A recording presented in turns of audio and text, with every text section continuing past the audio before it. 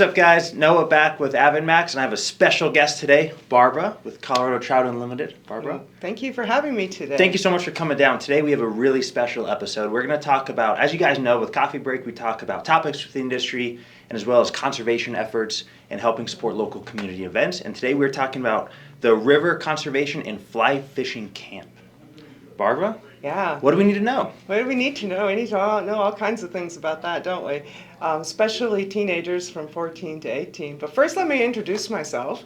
My name is Barbara Luneau, and I've been a Trout Unlimited volunteer, well, I think for going on 17 years now. And this will be my eighth year, sorry about that, with the camp. And I have been volunteering as the camp director for the last 8 years. And it's a really exciting program where our volunteers that are all extremely passionate about introducing young people to both the joy and mystery of fly fishing and how that love of the outdoor recreation connects to our own personal responsibilities as conservationists.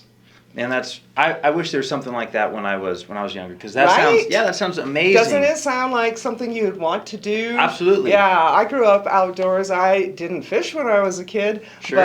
And I think that's one of our something that's there in the background guiding us all the time when we're building the program is thinking about being a kid again, sure. in some respects. Sure.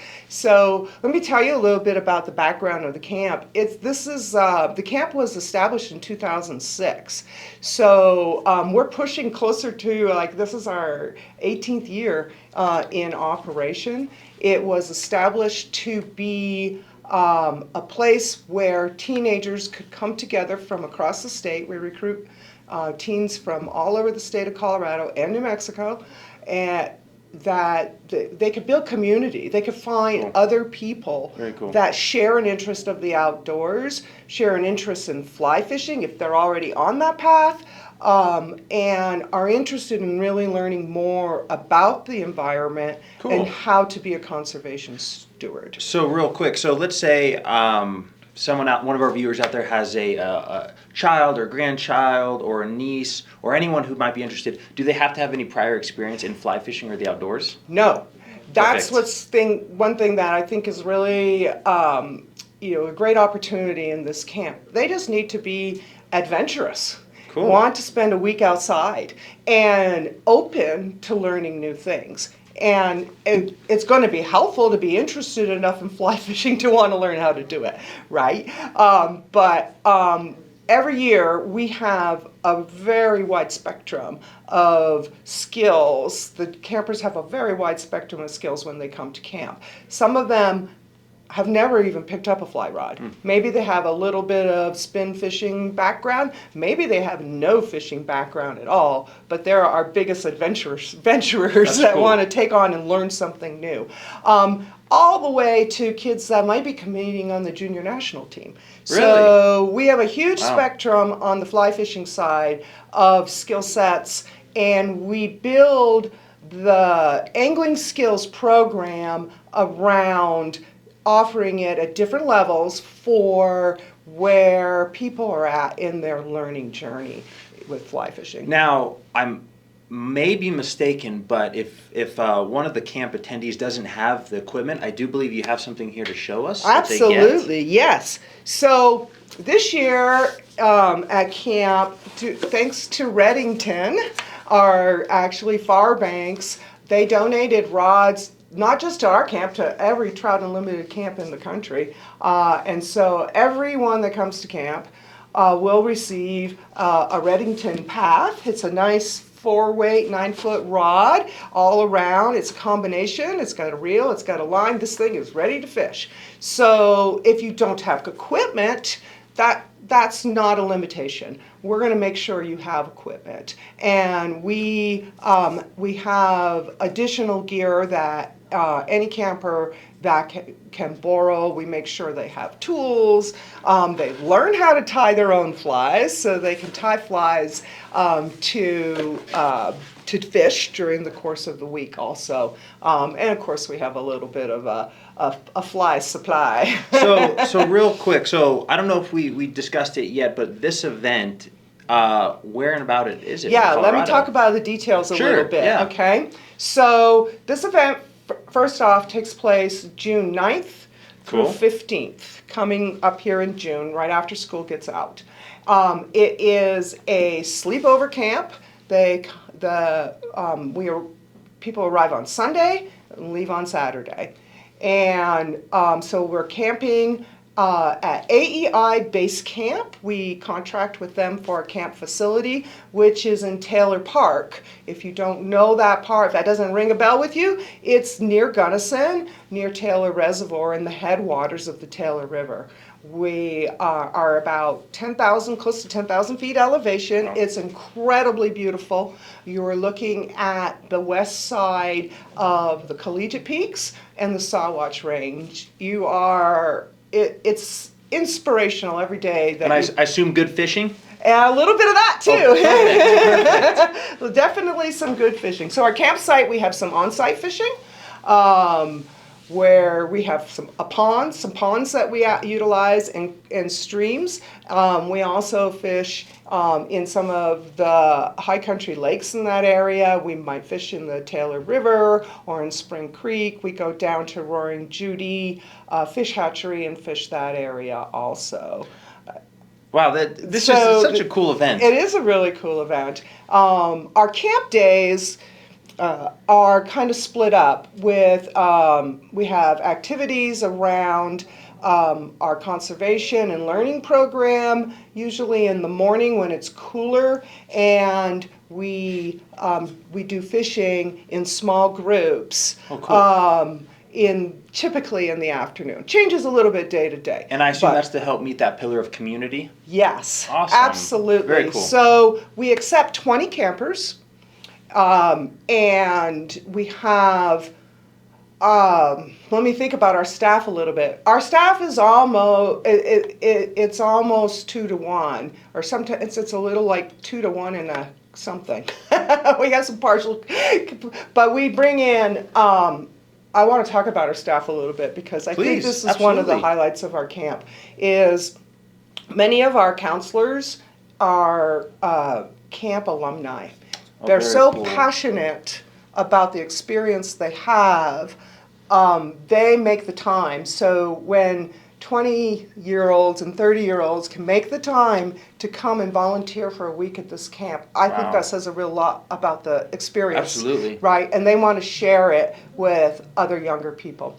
We also have a number of youth counselors, and so we are looking for leaders. We're looking for the conservation leaders of the future. And So real quick, to quickly interject, just so we could touch on it, what does that exactly mean to be a conservation leader of the future? somebody with enough interest to follow, to put basically their actions where their interests lie, right? So Beautifully said. whether it's, because it's not one thing, right? Sure. It's maybe you volunteer in your neighborhood. Sure. Maybe you volunteer in Trout Unlimited. Sure. Obviously, I'm a Trout Unlimited volunteer. I have a selfish wish that all of these students become Trout Unlimited members and stand up for our rivers and become a voice for our rivers. But they could be connected in many ways and with many organizations. But what we want to do is light that spark. Absolutely. Light the spark and let life direct everyone to how they want to stand up for our rivers and our forests and everything that makes Colorado special and our Rocky Mountain area special. So outside of fly fishing, how else in the day-to-day do kids go about learning more about conservation? Right. Or is there literature they're reading, or is there workshops they're taking? It's a very interactive, hands-on kind of okay. program, right? So we work with a number of learning or programming partners with Parks and Wildlife, U.S. Fish and Wildlife. We want, another objective of our camp is these young people are in high school or entering high school. They're going to be starting, if they haven't started, they're definitely going to be starting to think about their future no path. middle schoolers, correct? Rising to ninth grade. Rising to ninth grade. Rising to ninth grade. If you're a little too young, we apologize, but hopefully in a couple years, it sounds like Get you've been around for a inspired while. now. We want you to Heard it come. here. You heard Inspired it here. now. Inspired now and heard it here. I like that. So yeah, rising to ninth grade is our cutoff. Okay. So sometimes you might still be 13, and that doesn't eliminate you from applying to camp. So another goal that we talked about the community goal, and I'll get back to the programming, Sure. but another goal that we have is to expose high school age students to the range of potential career paths they might want to follow that connects their interest in the outdoors with a career and their future. So, we got tons of kids that want to come and be a guide, right? It's a good life. Expose them to some of that. We got a lot of kids with STEM interest. Cool. That are interested in the science of fisheries. And we got a significant group of kids that are really interested in things like what we're doing right now, the media side, the communications side. How do we spread the message? What is the message? How do we spread the message? Sure. Kind of thing. And so we try to expose them to all of that. So as I said, or mentioned, we have programming partners. So we do a programming element on electroshocking. Wow. So that blends everything. So we try to make it and integrated in that way. And so they're learning the technology of electroshocking is way harder than you think. And they're seeing this stream they're going to fish during the week, where the fish are, what the fish populations are, and then they're also learning how people in CPW, in Colorado Parks and Wildlife, and U.S. Fish and Wildlife, and all of our fisheries management groups and stakeholders in that area, how do they use that information and data to make decisions about fisheries management? So we try to blend it in that way. And it's also an opportunity to talk one-on-one with the fisheries biologists. Sure. And we try to always work in, like, how did you get to this position today? So that young people can see that maybe it's a straight path from high school to college to a career, but maybe it's not.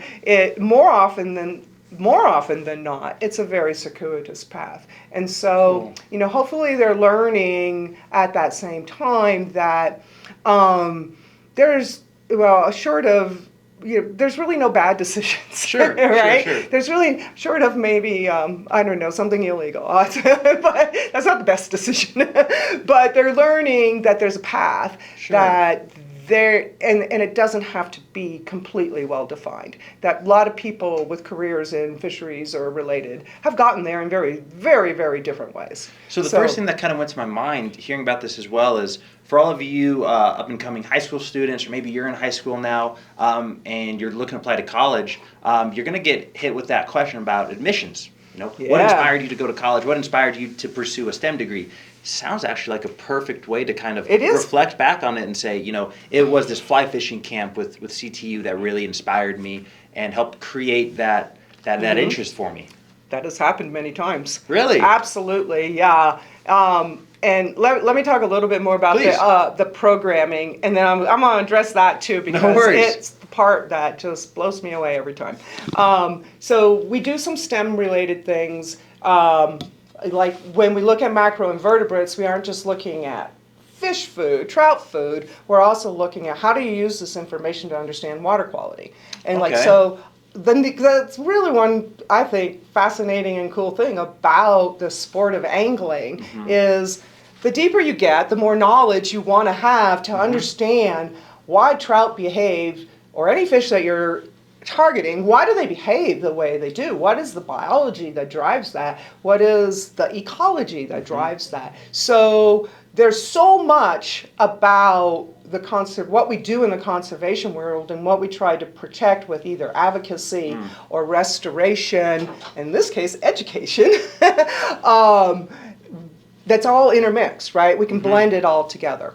So those are some of the kind of STEM-related things. We usually do a visit to a fish hatchery so that they can see that type of management and how that's done. And this all happens within that week of within that week. Okay. That a tired camper is a happy director. And then we also look at things like we have an evening program. We mix evenings with free time and some programs. We talk about things like water in the West and introducing our team to all of the complicated and intricacies of water management in the West. And we have sometimes water lawyers come in. We've been having a person from TU National, Sarah Porterfield, who's a water policy analyst, is coming to camp this year. She is very involved with water policy in the Colorado River and all of the things that are happening in the Colorado for demand and water shortages and how we manage this into the future. Wow. And we do everything as kind of small group discussions. We try to make it fun. We might be doing role playing, that type of thing. And then coming back together in a larger group to share what we've learned and that type of thing. We do a film night. One of the things that we do that's fun and creative, like we try to find something that appeals to this wide range of personalities that we have. We have a Spirit of Camp project where during the course of the week, the campers think about their experience. We provide some supplies, might be art supplies, a range of things. A lot of them make something with found objects that encapsulates their experience through the week. Like we try to have a printer, like a little photo printer there so they can capture their pictures, that type of thing. We do a photo share at night so all the campers we can load them all on one computer and show pictures, that type of thing. So like we really try to blend a lot of things through the course of the week. And one highlight before you ask me the next question is we work a stewardship project into the camp program. So every year we do something to protect trout, which is often the highlight for not just the campers, the staff, all of our volunteer staff too. We've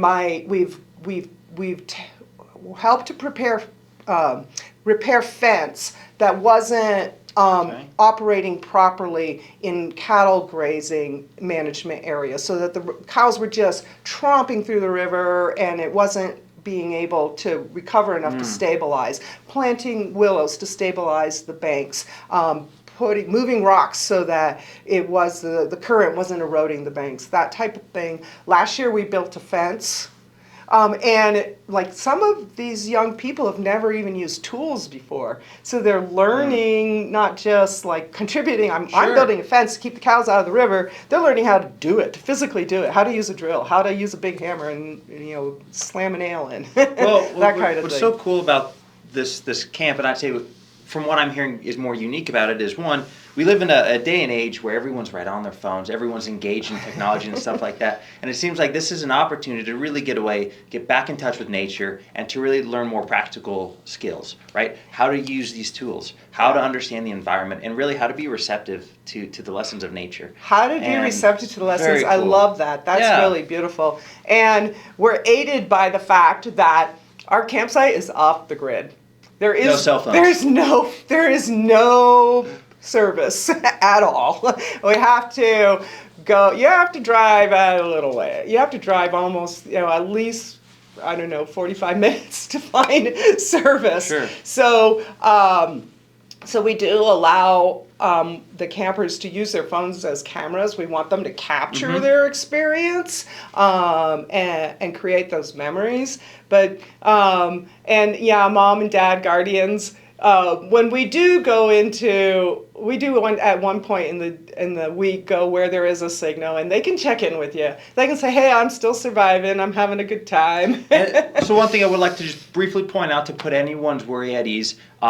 Every camp staff is vetted. Everyone does go through a form of training, so you're not going to have to worry about anything like that. We're not just pulling anyone off of the street. There's a vetting process. So. Right. No, that's really important. Camps in Colorado, overnight camps like this in Colorado, are licensed by the state. Perfect. And this is one of the reasons we use the AEI facility because they are licensed. But because we have a volunteer staff where it's not our job to be camp counselors all summer, like a lot of camps, but we follow all of the same standards and an appropriate level of training. Okay. But all of our staff are background checked.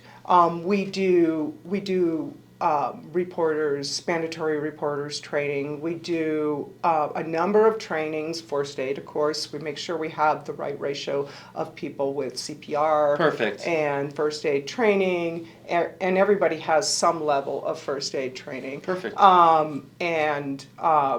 We're following the standards that the state imposes on camps. And so that, we are prepared. Sure. We're prepared for the eventualities. Knock on wood, they don't happen. And we've been really fortunate because being prepared makes you also prepared to see what could be a hazard. Sure. So I'd like to transition into more of the latter section of the stuff I'd like to get into. I'd like to talk about the tuition or cost. Yeah. And let's say for any of our viewers who may not have kids out there, can I donate? Can I help support? Oh, right. Yes. Mind answering some of those? Two things. Okay. So the tuition for this camp is $650 plus a $50 registration fee. We have scholarships. So traditionally and historically, one of the ways we recruit campers is through Trout Unlimited's chapters. We have 22 chapters in the state of Colorado, and that's how we get kids from all over the state coming together and building a new community, finding their lifelong friends, basically that kind of thing. So, and many of our chapters are very willing to sponsor a scholarship.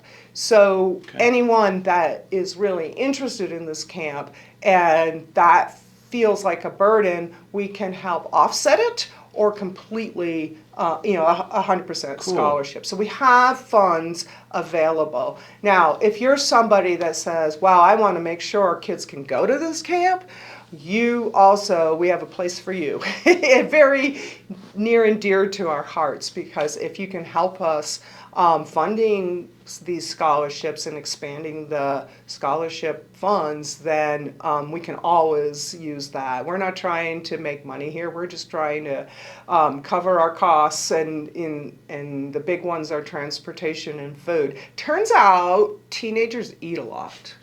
Did you know that? I shot in the dark on this one. Did not know that. Because it's kind of in your recent past. Yeah, that's I could imagine. I could imagine that teenagers eat a lot of food. And they're hungry. They've been outside all day. Well, it's really cool to know that for anyone viewing who may not have kids that are interested but still want to help out, that there is a way to do that. And what we'll go ahead and do is we'll provide all the information to get in contact with Barbara, as well as any other anyone else at CTU who can help answer those questions or facilitate anything. And if you go to our webpage, which is coloradotu.org/youth camp. So not too complex, but we'll include that in our we'll put in the description our description, right? If you go to that page, you can find a link to our application. We have a short application, but we do ask campers to write a short essay. That's like a 1-page or less essay about why you'd like to attend this camp. And then there is also a link there to help support this camp financially too. I haven't validated, but brownie points if you mentioned that you were inspired from this video. Absolutely, because one of the questions on the application is, how did you learn about this camp? The AvidMax video. AvidMax video. We want to see that pop up. Well, definitely want to see that pop up. Those are some of the main questions that I had. Did you have anything else you wanted to touch on?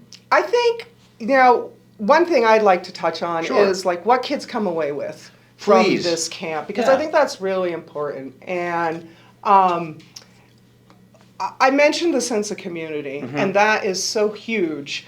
And it actually makes me emotional to think about it, because so many young people, and maybe you're watching this video and you can think of somebody that feels this way, have said to me, no one that I know is interested in fly fishing or the outdoors or the way I am.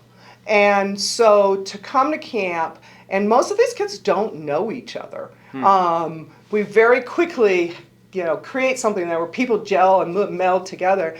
But literally, they are forming lifelong relationships. And I see these kids stay connected because we form lifelong relationships with them too. We become mentors.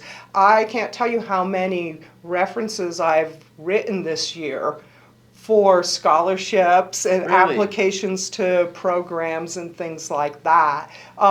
We become lifelong friends with them too. And so it's a very, very special community. But more than that, we think we're teaching them fly fishing. We think we're teaching them about conservation and how it connects just to our even daily actions or our aspirations.